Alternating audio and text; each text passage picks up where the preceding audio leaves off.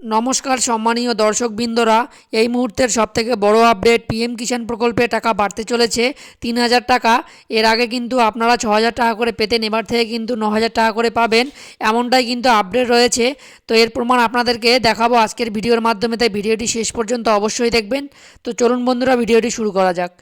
তো দেখুন, অন স্ক্রিনে দেখতেই পাচ্ছেন একটা টুইট রয়েছে। এটা ডক্টর কুনওয়ার বিজয় শাহ টুইট করেছেন, মধ্যপ্রদেশের একজন বিজেপির ক্যাবিনেট মন্ত্রী।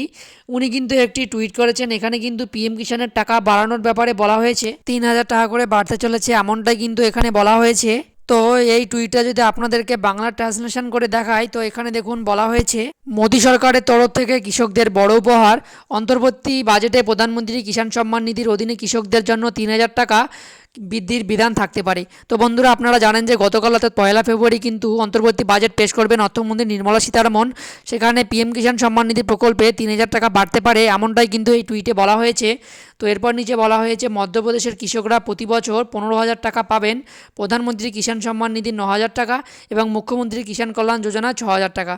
তো এখানে কিন্তু ৯,০০০ টাকা কিষাণ সম্মান নিধিতে হতে চলেছে, ৩,০০০ টাকা বাড়তে চলেছে কিন্তু পিএম কিষাণ সম্মান নিধি প্রকল্পে। তো বন্ধুরা, একজন মন্ত্রী টুইট করছেন যে পিএম কিষাণ প্রকল্পের টাকা ৬,০০০-এর বদলে ৯,০০০ করা হবে, অর্থাৎ ৩,০০০ টাকা বাড়তে চলেছে। এবং কিছুদিন আগে একটা আপডেট এসেছিল, যেখানে বলা হয়েছিল যে মহিলা কৃষকদের টাকা দ্বিগুণ করা হবে, অর্থাৎ ৬,০০০ টাকার বদলে ১২,০০০ টাকা দেওয়া হবে। তো আদৌ কত টাকা বাড়বে তার জন্য আপনাদের কিছু ঘন্টা অপেক্ষা করতে হবে। আর কিছু ঘন্টা অপেক্ষা করুন, কালকেই ১লা ফেব্রুয়ারি, কালকেই কিন্তু বাজেট পেশ করবেন অর্থমন্ত্রী নির্মলা সীতারমণ, এবং ওই বাজেটেই সমস্ত কিছু ক্লিয়ার হয়ে যাবে যে পিএম কিষাণ প্রকল্পের টাকা বাড়লো কি না, বাড়লেও কত টাকা বাড়লো। তো বন্ধুরা, যা আপডেট আসবে তা আপনাদেরকে কালকে জানিয়ে দেওয়ার চেষ্টা করব।